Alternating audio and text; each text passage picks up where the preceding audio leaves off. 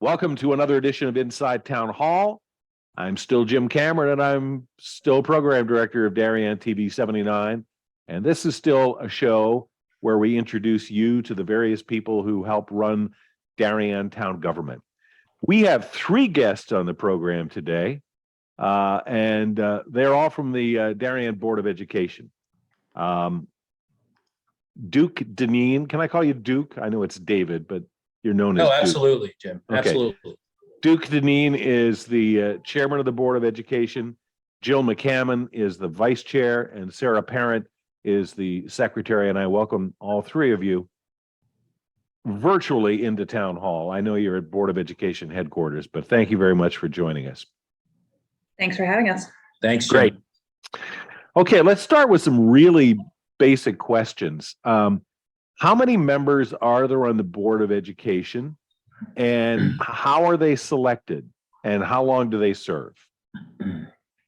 So there are 9 members on the Board of Education. The leadership team is comprised of a board chair, a board vice chair, and a board secretary. The terms are 3 years. It is an application process through the DTC or the RTC. They go through that application and interview process, and then on to being part of the general election in November of each year. But as I said, a 3-year term. And you are, Duke, you are a Republican. Jill, you are a Republican. And Sarah, you are a Democrat, right? That's Correct. And there is minority representation, as there are with all boards and commissions, which means that one party can have no more than how many members on the Board of Education? 2/3. 2/3. 6. 2/3. Okay. You also recently added some non-voting student representatives. What was the thinking behind that, and how has that worked out? I'll start out. I think Alan started talking about this probably about 2.5 years ago. I think it's a model he used in a previous district and is seen throughout. And I think if you record and listen to our meetings, we've had in my time, especially over the last couple of years, more and more of a student voice, either from public comment or from emails. And so I think Alan, in working with the board, thought it would be a good time to bring some students onto the board, and those students work directly with their student government in the high school. And I think it's been a great addition to the board. I think we've had some incredible candidates, and I think they've brought the student voice to the board. Is there more listening to do? Absolutely. But I think it's a step in the right direction. And how are those students, who selects them, and how long do they serve? They are on a 2-year term. They start out as juniors, so they go junior and senior year. There is an interview process. There is a process whereby which they get a number of students and teachers to sponsor them. And then there is an interview process that's done up at the high school. Now, the Board of Education obviously has its own budget. Last year, if I'm not mistaken, or the next fiscal year, it's going to be $114 million, which is more than double what the town side of the budget is. What powers does the Board of Education have in deciding how that money is going to be spent? Do you answer to Board of Selectmen, Board of Finance? I mean, who are you really answerable to?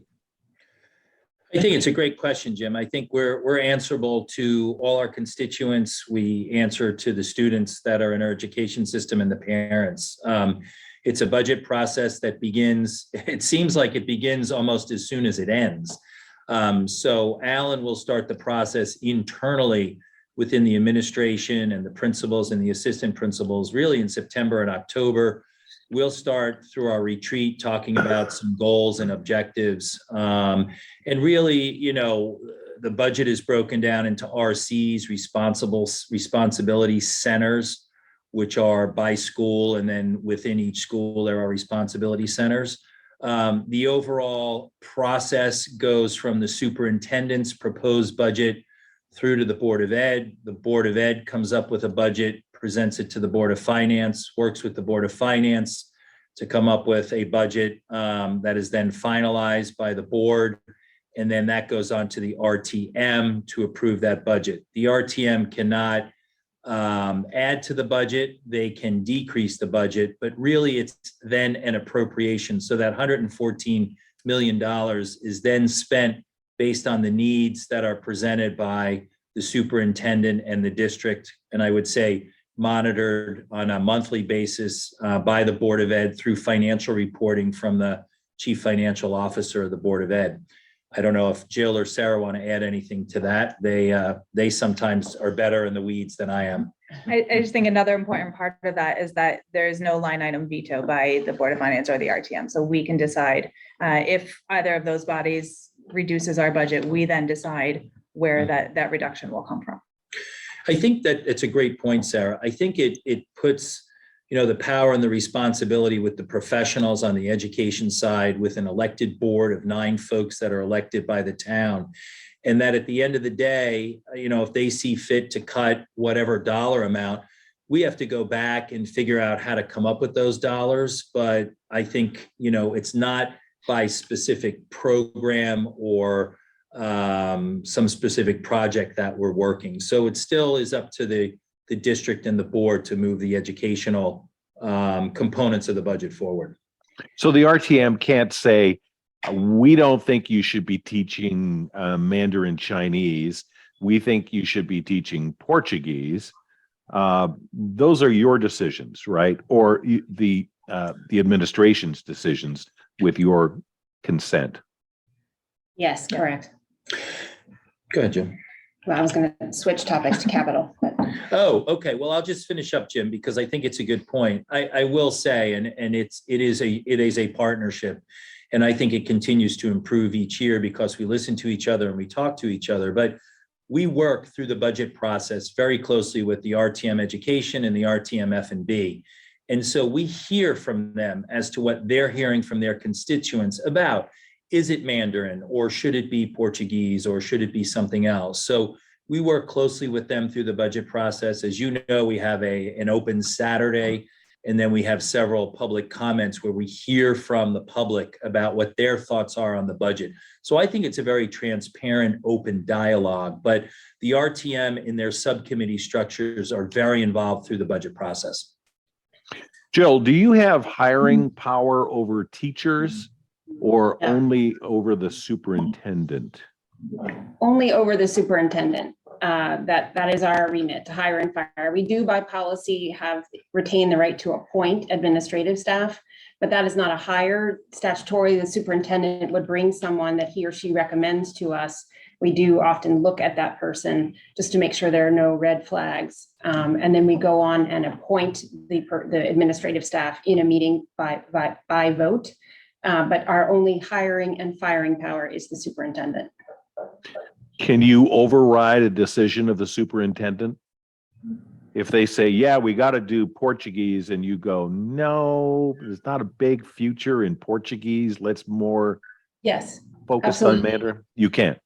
Yes, and I think that kind of drives to an important point that actually does go back to the budget, which is that while we often talk about the budget process as being something that happens in the fall through kind of the winter, early spring, we really are setting up our goals and objectives and our operational initiatives for the year around now through summer.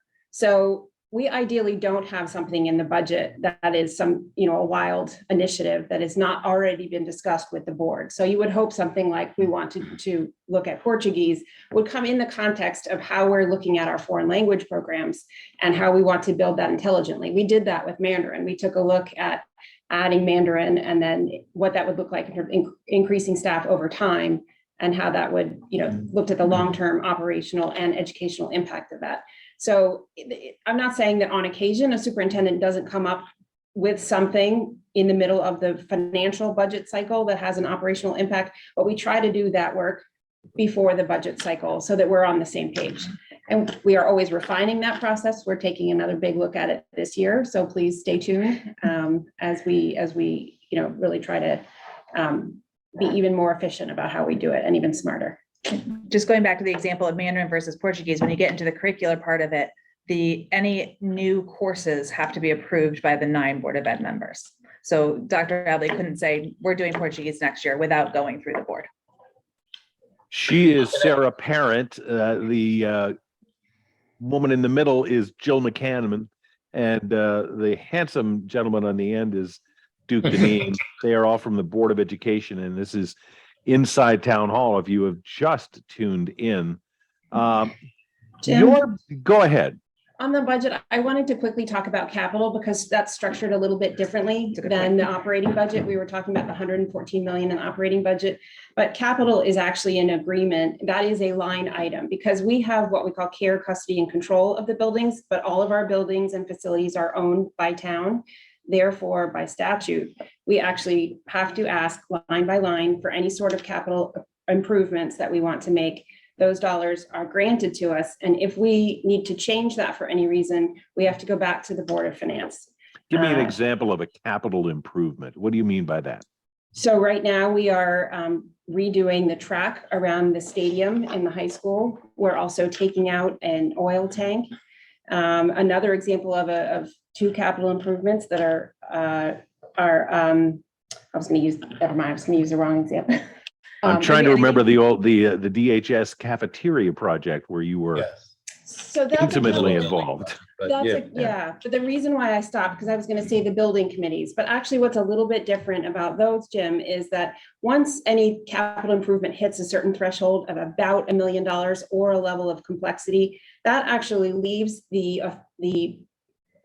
boundaries of the Board of Education and gets served and administered by a building committee who actually would pick up a general project and then be appointed by the Board of Selectmen and would actually go through a design, a budget, an appropriation, and then that building committee would finish the governance of the project through the end of construction. We then would receive ownership or receive not ownership. Care, Care, control, and custody. custody. Or take a CO from Right. from the building committee, even if it's happening like the cafeteria did while our students are in session, or like HHR, we will still have people in Hanley Homes and Royal. As with Oxford, we still had students on the campus. On the campus, exactly. So Exactly. that will be run by a building committee. Again, it's a level of complexity or level or the dollar amount over about $1 million. And Jim, just to follow up on that, people say, wow, $114 million budget, and a huge component of that is salaries and healthcare. But with respect to some of the capital stuff that Jill just spoke about too, so having care, control, and custody of all those buildings, it's about, the last time we did a facility study, it's about $500 million worth of real estate. So within that capital budget are also, we have a fleet of trucks, we have a fleet of equipment. We do all the maintenance of all the grounds of those buildings. We do general maintenance in terms of painting and repair. We actually have a carpenter, we have a plumber, we have an electrician.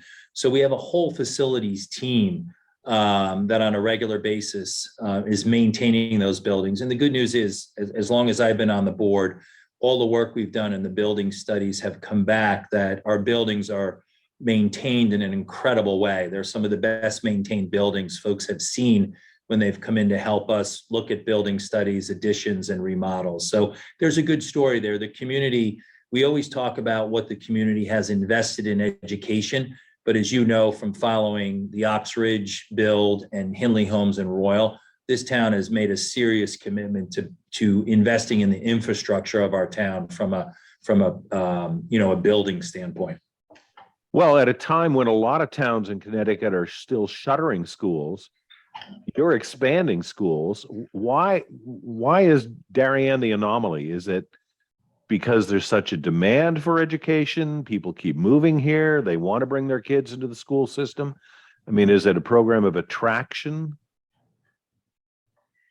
I think that we put a lot of focus on, the facilities of which a child learns makes a difference. And I think there's a high value on education in this town. And if the facilities are well done, well designed. The rooms are the right size to house however many children are going to be in each classroom. It makes a big difference in a child's education. I think also, we've focused a lot, and all of us, all three of us, but all 9 of us really have, throughout our tenure, really focused on the quality of education, the actual delivery. We work hard to maintain a great relationship with our teaching staff. We honor them and the hard work that they do. And I think that comes across. People see that this is a town that not only with the great other facilities like access to a beach and Metro North and proximity to the city, that this is a town that values its schools, its students, and the families who support them. We are also, well, things have changed with, in the more recently, we've had to have more secure environments in our schools. We are still very family friendly and still have a culture of parental engagement and involvement. Yeah. I think one of the things, Jim, and parents continue to stress this to us as we've looked at some of these building projects is they love the local neighborhood feel of our elementary schools. And that's been important as much as the delivery of education has to have some consistency across all the elementary schools, kind of the feeling of that neighborhood school. We had a previous superintendent that said, when he came in the district, he had never seen another community where so many folks walk, ride their bikes, cut through yards and fields and cross over fences to get to elementary school and even middle school and high school. And he said, that's something special within the community. So I think that's a big part of, our elementary schools is that neighborhood feel. And I think, in talking to Marge about our overall recruiting, we just continue to be a district that people want to come to. They feel they can continue to build on their career when they come into a high-performing district. And they know there are a lot of challenges with coming into a high-performing district, but they look at it as also an opportunity for their career and their development. When Duke says Marge, he's speaking of our district director of HR. Yes, thank you. But you've had a number of teachers leave in the past year. Do you do exit interviews with them? Do you find out why they're leaving? As many people want to come and teach in the Darien schools, there are a lot of people who have been here who are opting out. Why are they leaving? Go ahead. Well, I think there's a multitude of reasons. I think COVID played a big part in that. We found that teachers were nationwide were burning out and leaving the profession. So I think that's a big part of it. We had a bunch of retirees. We also have people that travel long distances to come work in Darien. It's that we are trying to make our teaching positions attractive in terms of our compensation and benefits and all that, but it does, it is expensive to live in this part of the world. And, there are teachers that do travel long distances and that gets tiresome and burdensome depending if you have families or whatever. So that is something that we're looking, I think that's something to look at to see how we can make sure that our teachers are being able to work in an environment that is supportive of them and they're able to, to want to come to work and not get hassled on 95 or the Merit. Right. It's our chair sits in traffic multiple hours a day for his job and it's not fun. So that's, that's something to consider. I think, Jim, the thing to think about, I bring it back to the calls I get when school is canceled on a snow day and it's like, oh my God, come on, we can get our kids to school. But we've got folks that have to drive to the buses in Stamford. They have to warm up the buses. Then they have to bring the buses here. Those folks are driving an hour to get to a bus depot. And then we have a fair amount of staff that drive close to an hour to get here. So I think to just reiterate Sarah's point, the good news is, especially over the last couple of years and in the recent contract negotiation, we've listened hard to feedback from teachers. We don't always get information on an exit interview, but we try to get as much information as possible. And a lot of what Sarah has said comes into play, but there's other components of it that we listened to that we really worked hard in the last contract negotiation to build into it. Some of that is pay, some of it is steps, some of it is healthcare, some of it is time off,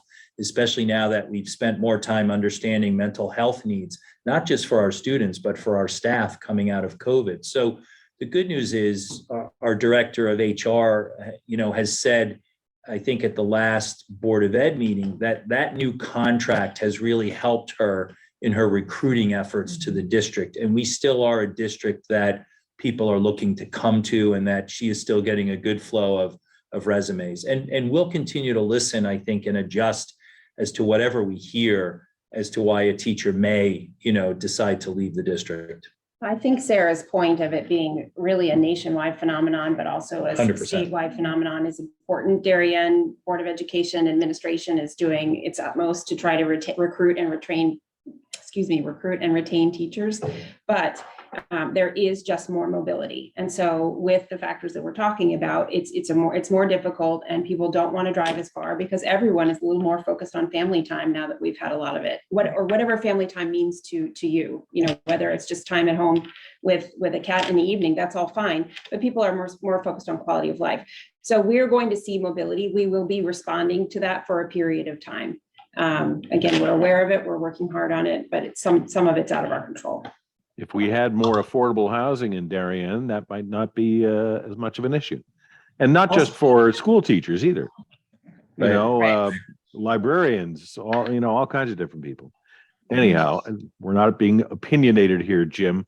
Our guests today on the program are all from the Board of Education. Sarah Parent on the left, Jill McCannon in the middle, and Duke Deneen on the right-hand side of your screen.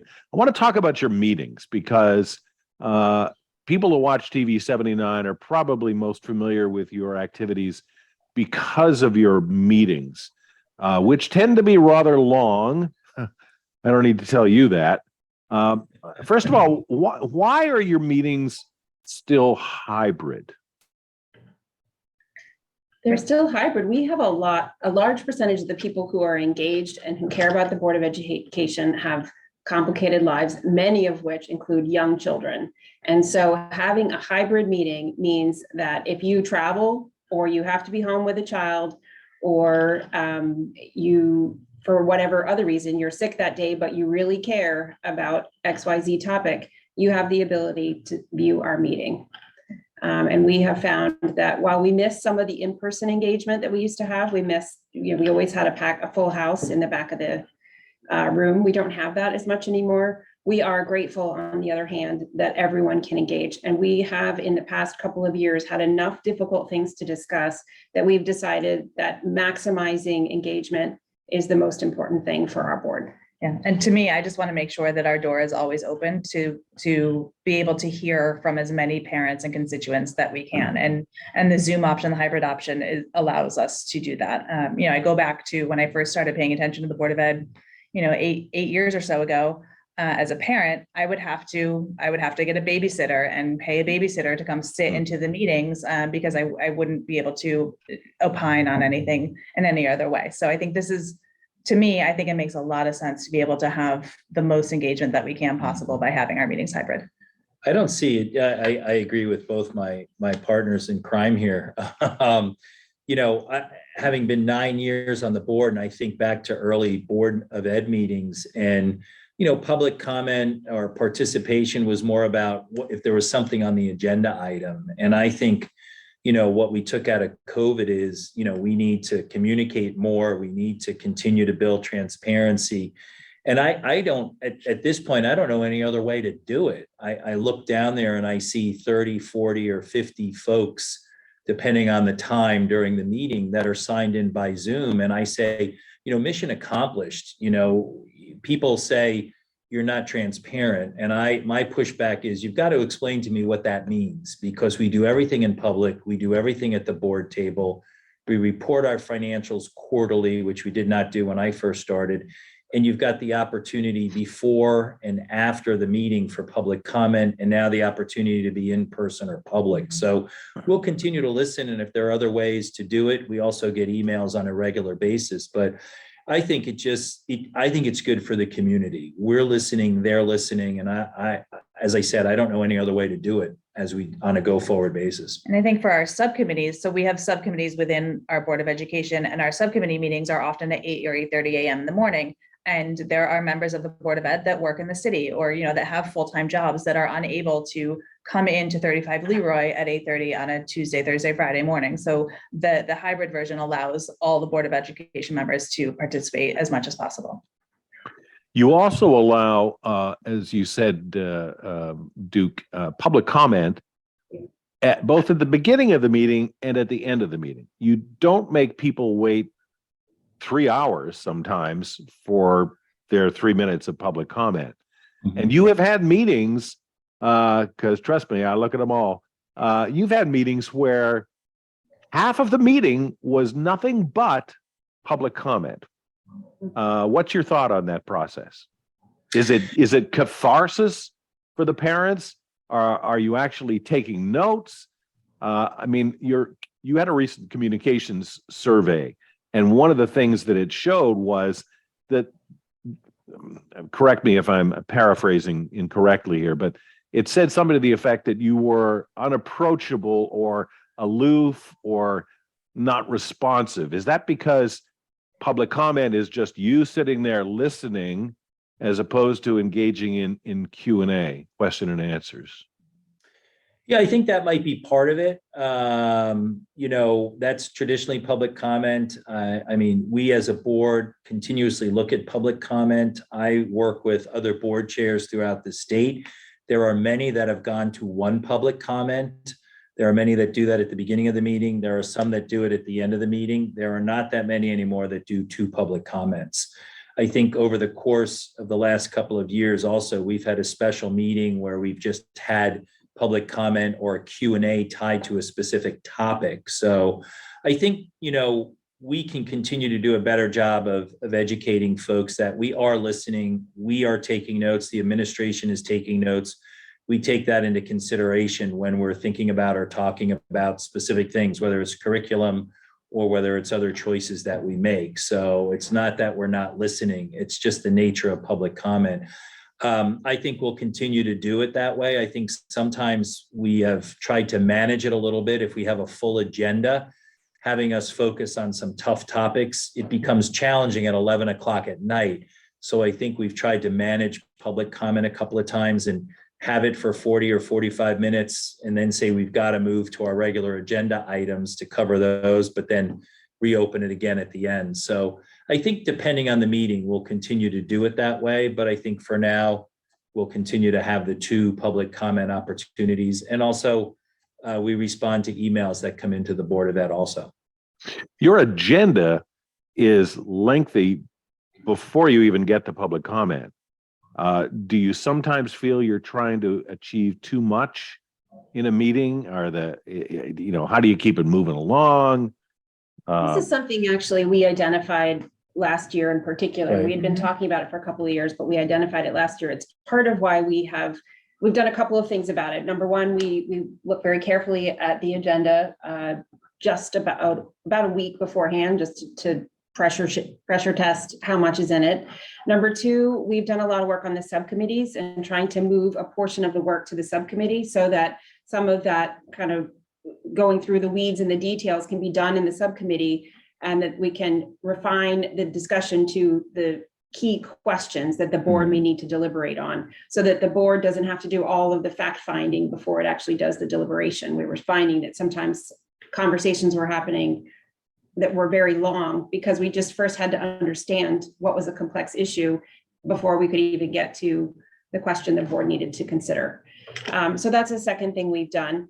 And I would say a third thing we've done is that last piece of just trying to be, and this is, we work together as a leadership team of just trying to make sure we understand what question the board is considering. There have been times historically where an issue was put in front of us and the leadership team had not taken the time to think, and there's no shade here. It's just something we're working on. Ask ourselves, what is the question the board needs to ask itself and answer? And is that information organized in advance? And so we've been working on that as well. Yeah. And I think too, Jim, from our retreats and just from, as new people have come on the board and in the time that I've been on the board, the feedback has been, how can we kind of stick to a 2-hour time limit? It's reasonable at that time of night after everyone's had a long day, 7:30 to 9:30, somewhat reasonable.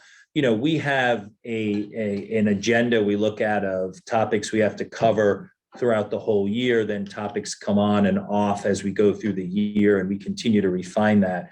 But I think the other thing, just to reemphasize, is we've put more work at the committee level, which I think has helped, where then the committee comes back with more of a recommendation based on the work they've done.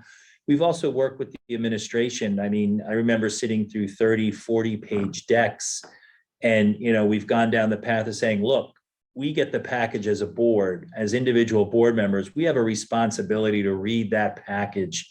And so let's have the decks or the presentations hit the high notes so that we'll reinforce the message the administration's trying to make, and then we can ask our questions by having done our own homework. Right. And I think that's helped with the meeting And time. there's a little balance to that though, because you want to Yes. make sure that the public is as educated as they can be Right. about a particular topic. So we don't want to dilute a deck to, 3 slides, just knowing that we have done the background work, because we do have to make sure that whatever is being discussed in enough detail that the public feels that they are understanding what's happening Right. in our district. But Yeah, all of brilliant. that fatter version of the deck, if you will, the 45 slides, the material that you do for homework to prepare for a meeting is accessible to the public, right? Yes. Yes. Okay. And Duke, you mentioned your retreats. Where are you going? Are you going up to like the Poconos? You have I a hot wish. You're buffet? looking at it, Jim. What- Yes, our retreat is from this room to the room across the hall. So It's a misnomer. it's a misnomer. We should Feeding call a it our hasty summer, retreat. our right. summer planning meeting. So, I see. but it again is it's a public meeting. But every year we use it as kind of a planning. We do an evaluation of ourselves. We bring a person in that helps us work through that process, but it helps us set goals and objectives. We do have the ability to move some stuff along and vote on some stuff that, we've been working on. So I would say it's our summer planning meeting. You also mentioned that there are some things you have to do behind closed doors. What is the kind of issue that you would take into executive session? And what does that mean? And why can't we see that? Yeah, there's several issues. One is negotiations. We mentioned the teacher's contract. So updating the board happens because you're in the middle of a contract negotiation. So the teacher's contract is an example of that. Another example is issues having to do with security.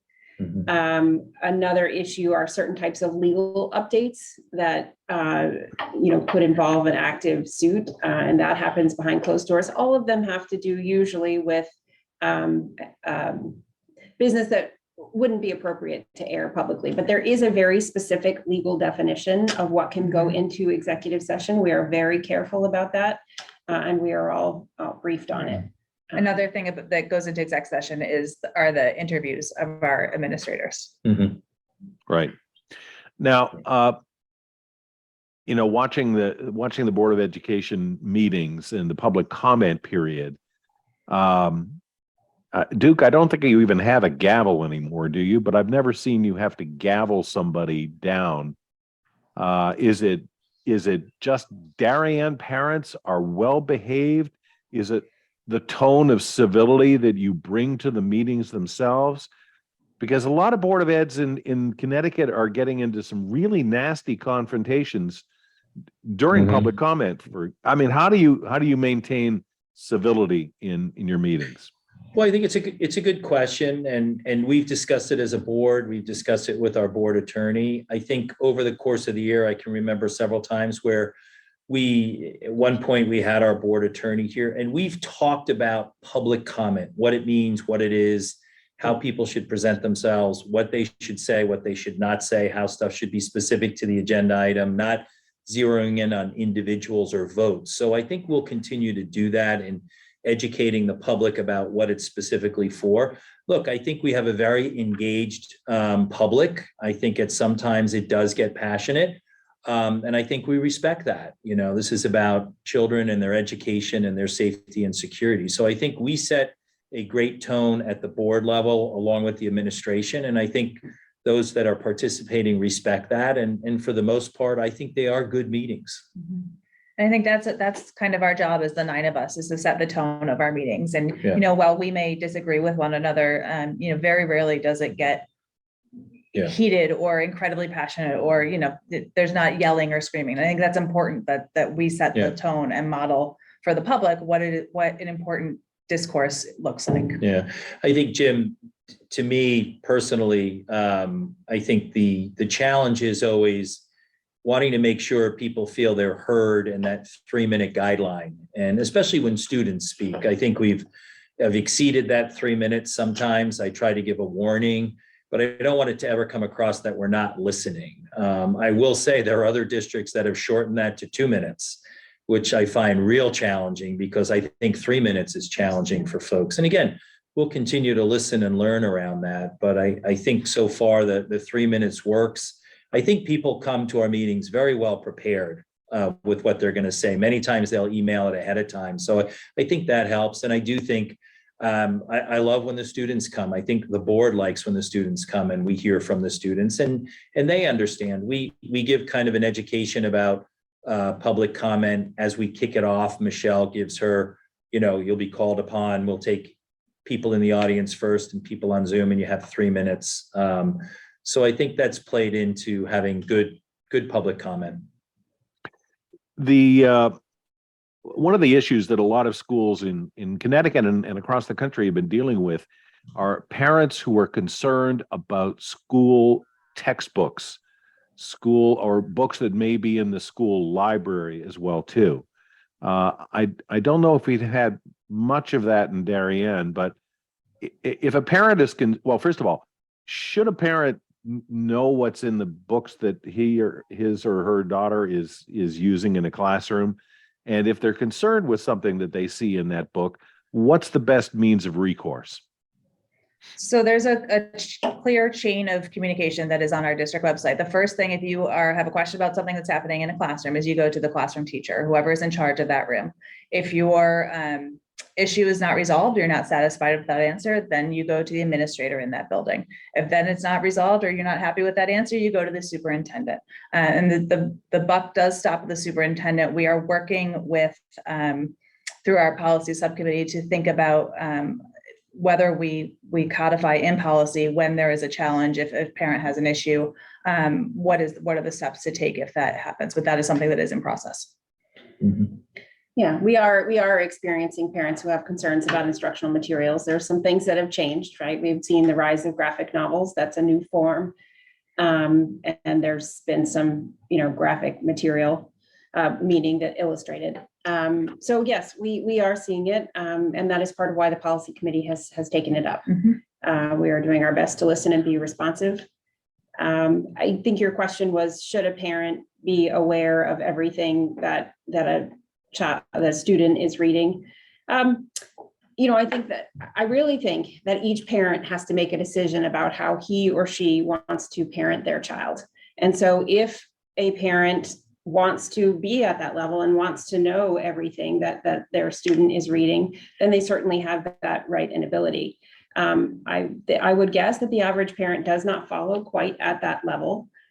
We do attend, our teachers and administrators are asked to ensure that materials selected for the classroom are age appropriate to the developmental stage, and appropriate to the academic caliber of the class. So for example, you might find that an English honors class might have more complex material than a non-honors class, just based on the readership there.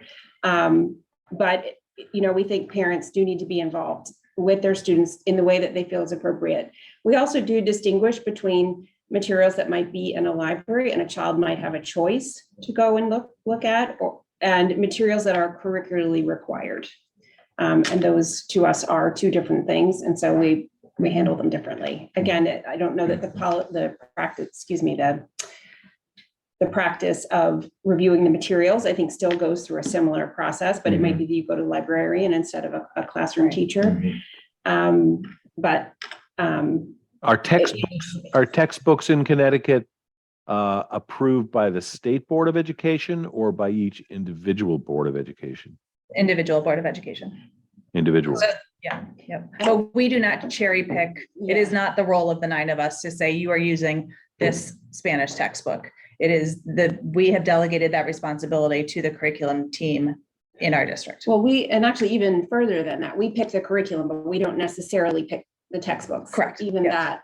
that, so we do vote on curriculum, but the materials that supplement that curriculum, the administration is accountable for. Correct.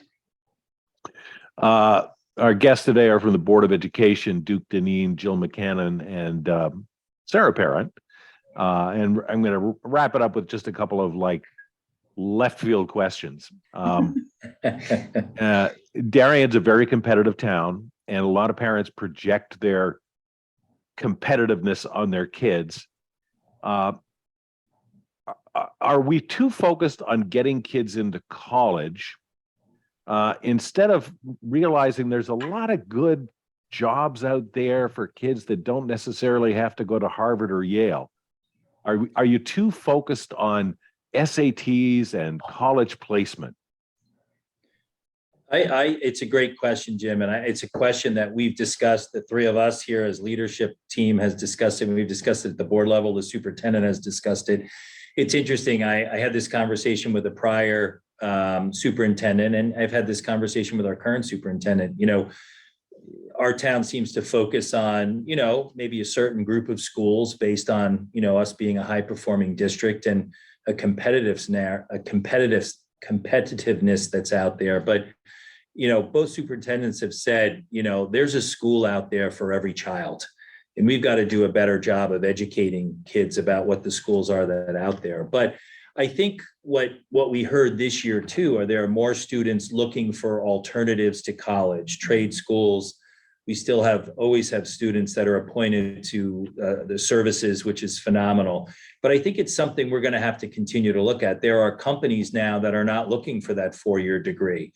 They're looking for someone that has the energy, that might have the robotic skills or the science skills coming out of high school to join their firm. So I think that's something we're going to have to continue to look at, in that, you know, taking down that anxiety and that stress that comes with a high performing district and wanting to achieve, whether it's in sports or academic or theater or music. All our students achieve incredibly in each of those areas. But, you know, I think part of it has to, how do we allow those students to decompress a little bit? And maybe it is a different venue that they want to take other than a traditional 4-year college. I think that'll be more of a conversation as the next couple of years go on. And I think we've started to have some of those conversations at the board table. You know, what is the definition of success? And the definition of success is different for every single child and different for every single family. So being able to offer a wide variety of coursework and clubs and councils and, you know, Right. whatever the kids could do to further their interest in whatever that is. So I think making sure that we do have options available for all of our students are important. And I think we're trying to think more about the way that we talk about achievement and making sure that we celebrate not just academic achievement or, you know, athletic achievement, but making sure that we celebrate the successes of everybody in every way. Yeah. Jim, there's a component, Jill might have been going down this path too, but we talked about at the last Board of Ed meeting that with all the reporting that we got on our admissions, is we want to understand more those students that are in special education that have some challenges, like what are their options and what are their opportunities? And there are more and more of them out there. So we've asked the board, the administration, to come back to us, and we want to learn more about the transition program in high school. There's some other districts that have more of a formalized transition program of kids that have challenges or that are in a special ed program. But Wake Forest is one of the leading schools out there that has a program live-in on campus for, you know, kids with special needs or challenges. And I think that's a whole nother area we have to look at in terms of our students achieving and continuing to be kind of giving back to society. Yeah. Go ahead. I want to just ask one more question, and this is really going to not win me any brownie points with my audience, I'm sure. You mentioned athletic achievement. There is a huge amount of emphasis in our schools on athletics and to the success of, you know, statewide championships for a number of different sports. Is there too much emphasis placed on athletics? Is Jim, there too much competitiveness? Can I reframe you first and say, we have a tremendous theater program. We have a tremendous music program. We have a tremendous band program. We have our enrollment for DECA is amazing. We just launched, with the help of the Darien Foundation, a robotics program. So I think the first place we start is by reminding ourselves that actually we do have strong extracurriculars that are non-athletic. So that doesn't mean that we can't do more to support those things, whether it's as a board or whether it's as a community in terms of just getting kids excited to do those things. But I think we start by reminding ourselves that we do have those things in place and we're really proud of them. But you do not have a Darien Athletic Foundation pumping hundreds of thousands of dollars into new tracks, new snack bars, play-by-play video. I mean, there's a lot of money that comes from just outside of your budget that feeds into that athletic competitiveness. And I think that that's the culture of our town, not just in our public school system. I think, starting, if you look at the Middlesex fields, starting when the kids are 5 years old, they're out there all day. Every Saturday I live across the street, there's whistles blowing from 8 a.m. to 5 p.m. I think there's the athletics is a huge component of this town in general. And, that does spill over into our school district. But I think to Jill's point, we do have an incredible wealth of other things that children can be doing that are not just athletics. I think, Jim, it's a great point. I think part of that comes back to, I think, like the great work that's the board is doing on communications.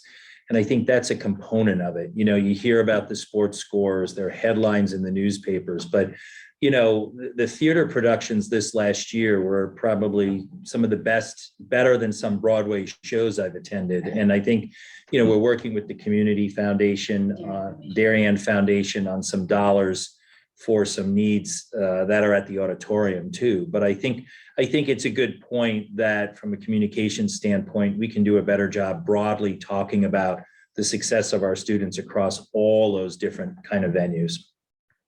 Let's leave it at that, because I've taken up far too much of your time, and I really appreciate all three of you for joining us. Sarah Parent, who is the Secretary of the Board of Education, Jill McCannon, who is the Vice Chair, and Duke Deneen, Chair of the Board of Education. I want to thank you, well, first of all, for your extraordinary service. This is, of all the elected and appointed positions that you can be involved with in town government, Board of Ed is probably the heaviest lift of all.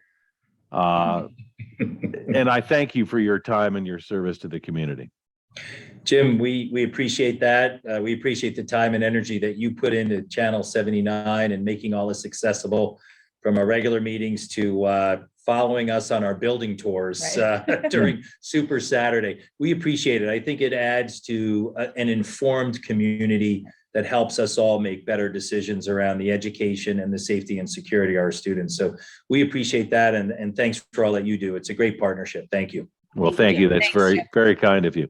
Thanks for being on the show. And thank you, our faithful viewers, dozens and dozens of you, for watching another edition of Inside Town Hall.